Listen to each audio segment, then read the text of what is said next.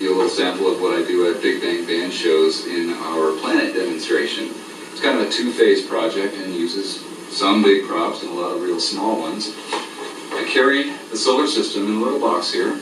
They're made out of a oven-baked Sculpey clay, and this big sun ball is made out of fiberglass. Big process. I'd recommend paper mache if you choose to make one yourself, but this one will outlast your paper mache version. This is 23 inches across, and it's coincidentally the same size as the Robert Ferguson Observatory Planet Walk model, and so are all the planet balls that were made to go with this. Not by coincidence. It was meant to be an enticement to get people to go up to do the planet walk. Anyhow, what we do is we first of all, just as the planet walk does, give them a feel for how big things are in relation to each other, how big the planets are to the sun. And I usually just start with Jupiter, just because everybody can see it right off the bat. It's a great relationship, the biggest planet and our sun together, and it brings the point home very clear that the sun's a lot bigger.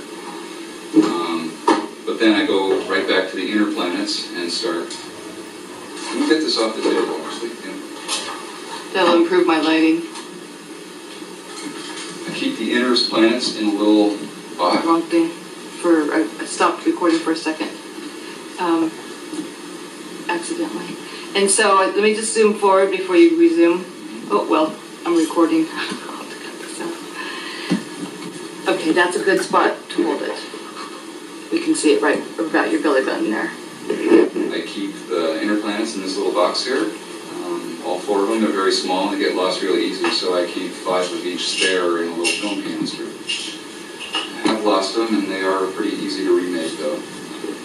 Again, they're made of Sculpey oven-baked clay. Is there enough resolution to actually see any detail on this? You're holding it right behind the record words. Yeah, not a lot. Oh, up. Up. There. Anyhow, yeah, you can see it. Little model of the Earth. Being the artist that I am, I couldn't resist putting little planets and continents and stuff on it. But it really just needs to be the right size and approximately the right color to make them clear which is which. I usually start with Mercury, of course. It is the first planet. Mercury we have mounted on a little Sculpey base because otherwise it would get hopelessly lost. It's very small. I generally give just a couple of factoids about each planet as I show them. For instance, Mercury looks very moon-like. It's cratered and airless, just like the moon. However, it's a lot bigger than the moon, so its craters are a lot flatter, not as deep, not as high up mountains on Mercury as on the moon. Moving on to Venus, mentioned that Venus is roughly the same size as the planet Earth, but vastly different in terms of its atmospheric density. If you were to stand on the surface of Venus, it would be like being 1,000 feet under Earth's ocean. Very inhospitable planet, we can't live there. Planet Earth, of course, remind people that we know most about planet Earth because we're standing on it, and yet there's still lots to learn. And Terry always likes to say it's a comfy planet. That's true. And little Mars. I mentioned that it also, like Earth, well, it has an atmosphere, but a very, very tenuous one, about 1/100th Earth's atmosphere. Getting confirmation from my assistant Angelo, who is probably more of a planetary expert than I am. Carbon dioxide. No oxygen. No planets. Jupiter is the next planet. Actually, I mentioned that there's an asteroid belt between Mars and Jupiter. But Jupiter is the next actual planet out, and is the biggest, made out of hydrogen and helium. And the most distinctive feature is the great red spot, which I've made a dull salmon color because it's not always great and red. Just to highlight that fact that it's not always red. You could call it the dull salmon spot. The dull salmon spot, or even the barely visible pink spot. These turn white sometimes. Misnamed the great red spot. And then of course Saturn. Now Saturn I've made these rings out of some inkjet printable plastic and 2 layers of it sandwiched together and glued to give it some stiffness, and carved a little ring in the diameter around the equator of Saturn to hold it in place and popped it in. Oh, I should also note that in terms of materials, Sculpey is really expensive. A little block of it, enough to make one Jupiter is probably about $5 if you get the color stuff. But they make a 1 or 2 pound block that is like $5 or $10 that you can make like several Jupiters and a couple of Saturns out of, and all the little planets you'd ever want. And what I do is I use the big white clumps for the Jupiter and then skin it over with the colored clay. Basically paint on the surface with the colored clay to supply materials. What do we usually say about Saturn? Of course, we mentioned the rings, that they're actually extremely thin for their width. And if they're edge on, you can't even see them. It has fast winds and it's made out of the same stuff as Jupiter and the Sun and the other planets, which are Uranus and Neptune. Uranus and Neptune, they still in view. Yeah, I typically mention that Uranus is pretty featureless. I have a little white cloud on it because I think there has been a picture taken of it with some little white wisps on it. Not much that I usually say about it, except that maybe its color is due to methane in the atmosphere. Neptune also its color is due to methane as well, but it's got usually more features on it than Uranus, and it's got the fastest winds in the solar system. They can go up to 1,400 miles an hour. And last, and definitely least, is Pluto, and we have to cheat on Pluto. Pluto would be too small for us to have anything that we can keep in hand. It's like a grain of sand or so, so we just say that this little, smallest of little beads on a pin is about twice the size of the Jupiter-Charon system. And mention that it's an unusual system in that it's the largest moon-to-planet ratio of any other in the solar system. Charon's 750 miles across, and Pluto's a little more than 1,000 miles across.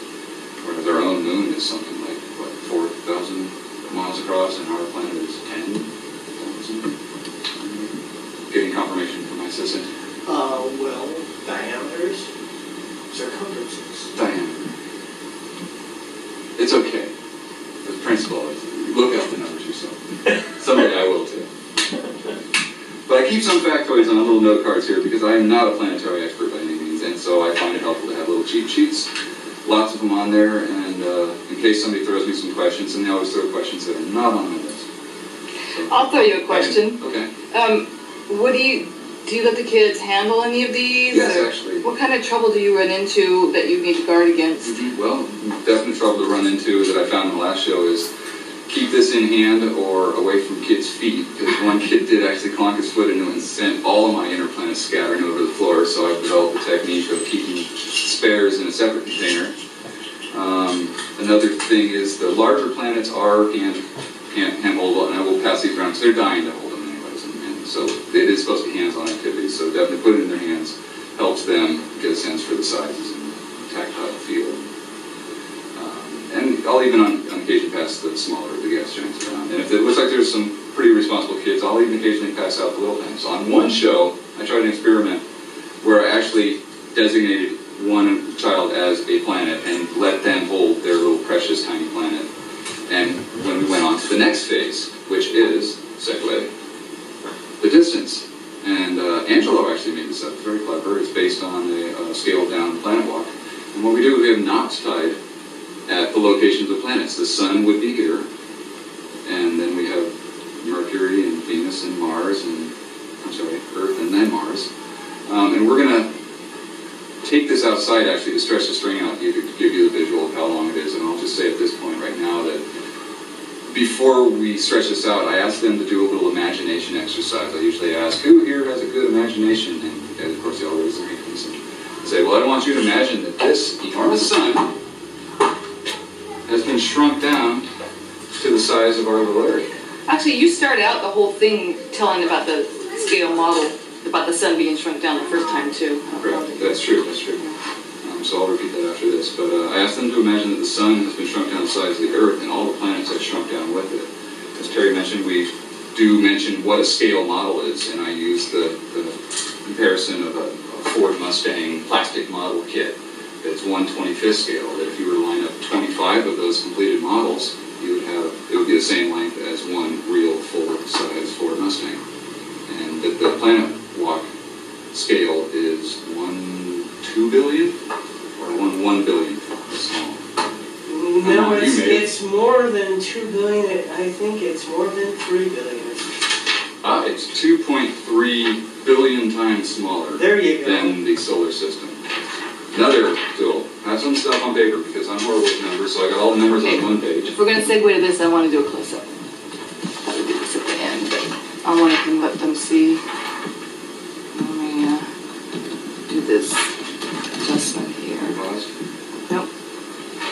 Get this out of the way. So I have all the numbers on one page, and they're listed in columns. We have the names of the planets, the Big Bang indoor string model scale, the RFO planet walk distance scale, if you were to actually walk it in planet walk scale, and then the actual solar system dimensions in millions of miles. Some people love to have the numbers, not me. I prefer the pictures. And so I have the sizes of the planets compared to the diameter of the sun on this chart. And then the entire page has been shrunk down in this corner to show the entire sun in relation to the planets, same as they're laid out on the full-size page over here. And that page is to the planet walk scale. This is at RFO planet walk scale. That's correct. And the diameters are listed on the largest planets and underneath the smaller ones, full of logos. And both of these are actually are available at RFO in probably the frequently copied binder and perhaps even the kids stuff box. Check those. So from here, we'll probably segue out to the park and stretch the string out and show how that goes. But I did want. Never mind, we'll wait till we go out. Did you? Okay, so here we are at the park with my trusty pal Angelo, a wonderful planet holder. So we're going to show how we do the string model. Again, I've done this a couple different ways, and I want to talk about the two different ways we've done it. I have originally made these little clip-on stars. You've got a little picture of the planet on. You want to zoom in on it? Yeah, I do.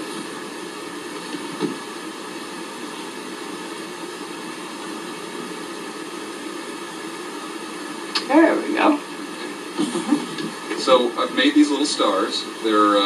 These are actually available at craft stores. I pasted a little picture of the planet and wrote the name on the back. Did they come with those notches for hooking on the string? I can cut those myself. I take a little X-Acto knife and cut a little slit right down the side, halfway through one of these star points.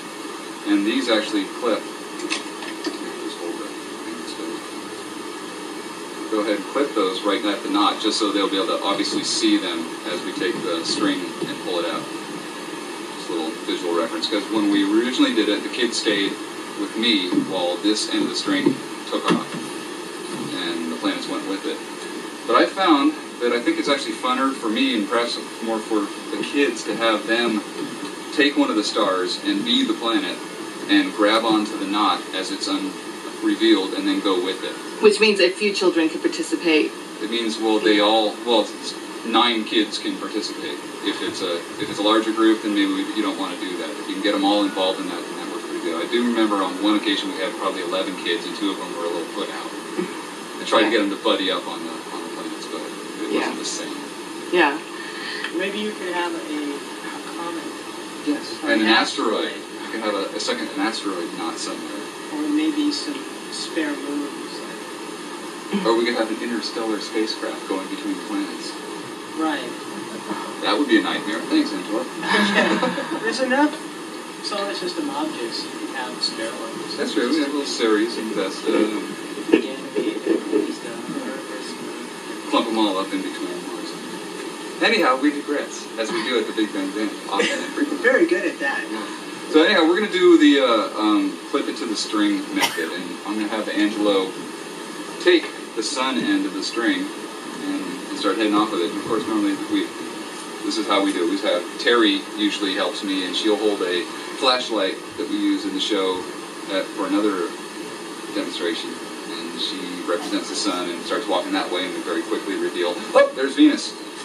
And we click it. Mercury. I'm sorry. See, I'm not a planetarian. And we keep reiterating, if the sun were this size, then... Right. And we've asked them, did I mention that we've asked them to imagine that the sun has shrunk down to the size of the Earth we used in the previous... That says here.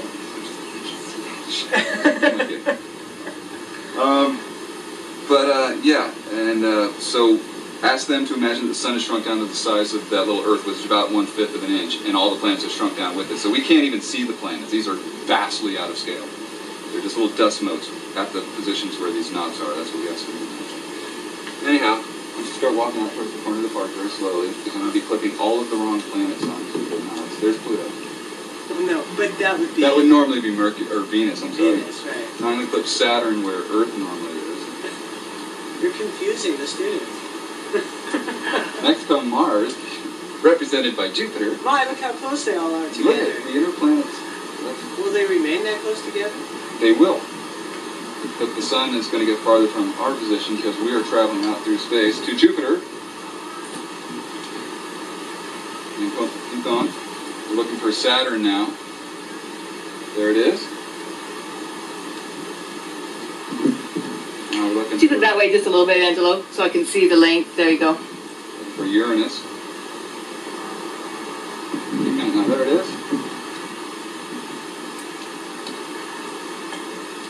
Okay. This one out. Could you put that down just a little bit, Matt? This one Yeah, out there is you go. Neptune. Try to get the kids to guess which planet is coming out at this point. They have enough time to make a few guesses. Oops, there's Neptune. Hold on. About now, Terry's saying, you guys must be getting cold out there. Yeah. Now we're looking for our last planet. Yeah, that's It's why. chilly over here. Get in chilly where the kids There are. it is, and there's Pluto. A lot of times it sends Terry out the door of the building. There you have it. There is the string, the Planet Walk string demo. It usually fits within, pretty much within a normal multi-purpose room. Going out the door. Going out the door. The actual length is 73 feet, 11 inches from the Sun to Pluto. And actually all of those numbers are on that handout that's at the article. And then now what you tell them what tell them what not to do.